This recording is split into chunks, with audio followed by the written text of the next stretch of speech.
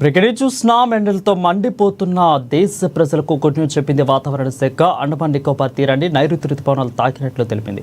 దీంతో 2 రోజులుగా నికోబార్ దీవుల్లో విస్తారంగా వర్షాలు కురుస్తాయని చెప్పింది. రానున్న 3-4 రోజుల్లో అండమాన్ నికోబార్ దీవులతో పాటు దక్షిణ అరేబియా సముద్రం, బంగాళాఖాతం మధ్య వరకు కూడా విస్తరించేందుకు వాతావరణ పరిస్థితులు అనుకూలంగా ఉన్నాయని ఐఎండీ వెల్లడించింది. మే 27 నాటికి ఈ యొక్క రుతుపవనాలు కేరళను తాకే అవకాశం ఉన్నట్లుగా ఇప్పటికే వాతావరణ శాఖ అంచనా వేసిన సంగతి తెలిసింది. ఇక జూన్ 12 లోపు రాష్ట్రంలోని నైరుతి రుతుపవనాలు ఎంట్రీ ఇచ్చే అవకాశం ఉన్నట్లు తెలుపుతోంది.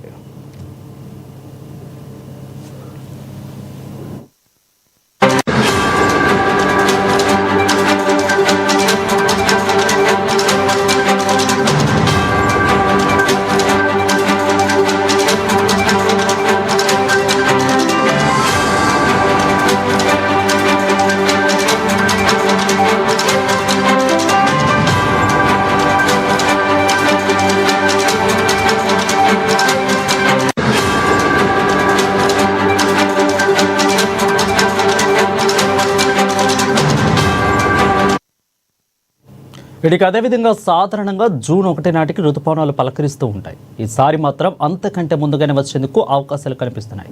అలా జరిగితే 2009 తర్వాత రుతుపవనాలు అంచనాల కంటే ముందుగా రావడం మళ్ళీ ఇప్పుడే అవుతుంది. అయితే ఇక ఏడాది మే 23నే నైరుతి రుతుపవనాలు కేరళను తాకాయి. ఈసారి సాధారణం కంటే ఎక్కువ వర్షపాతం నమోదయ్యే అవకాశం ఉందని వాతావరణ శాఖ తెలిపింది. దీనిపై మరింత సమాచారం మా ప్రతినిధి భవిత అందిస్తారు. భవిత, చెప్పండి.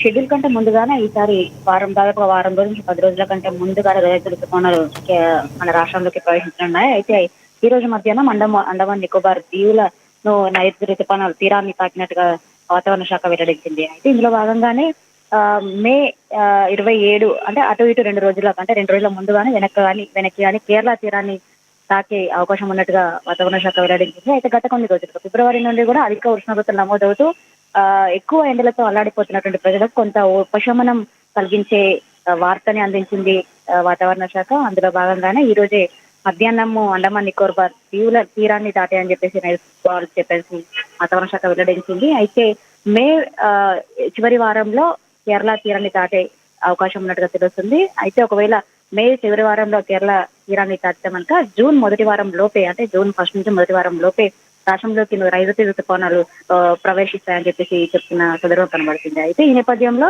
అనుకున్నట్లు షెడ్యూల్ గానే వారం రోజుల కంటే ముందే ఈ రుతుపవనాలు కేరళ తీరాన్ని తాకనున్న నేపథ్యంలో గతంతో పోలిస్తే దాదాపు 2009లో ఇలాంటి సిచ్యువేషన్ ఎదురైంది. వారం రోజుల ముందే నైరుతి రుతుపవనాలు రాష్ట్రంలోకి ప్రవేశించడము, అప్పుడు మే 23న కేరళ